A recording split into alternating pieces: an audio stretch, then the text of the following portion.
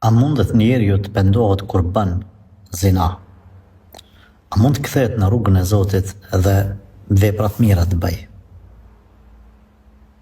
Na kemi rregullin që dera e pendimit të Allahut është e hapur për secilin njeri pa marrë parasysh gabimet, mëkatet që i ka bërë.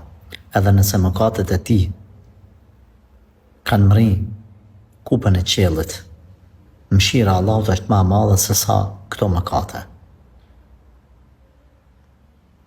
Përderisa njeriu nuk ka vdek apo nuk ka lind dielli nga perëndimi, dera e pendimit është qelë.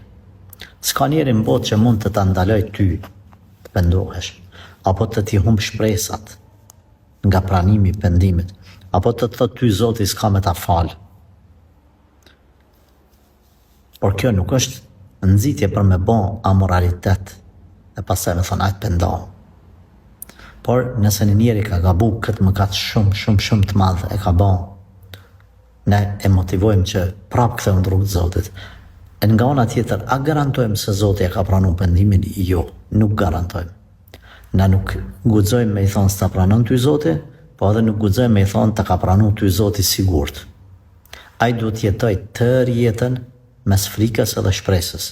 Edhe të mundohet sa më shumë të pendohet, të përmirësohet edhe ta kompenzoj këtë mëkat me vepra të mira që ndoshta Allahu përmes atyre veprave ja mbulon këtë gabim. Pra, fjalët që e thash nuk janë nxitje për amoralitet, por janë nxitje për pendim edhe për kujdes në të ardhmen që njerëzit mos bëjnë vepra të tilla. Allahu na ruaj nga keqja, Allahu na ruaj nga harami.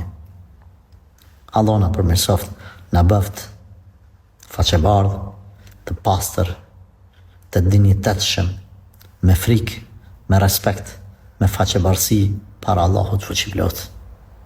Kujt nuk i del halali, kur s'ka mi dal harami. Kush ka nevojë për halal, le ta lyp martesën me halal. Vetëm kjo është rruga e saktë që trasojnë muslimanët faqebardh edhe të dinjitetshëm.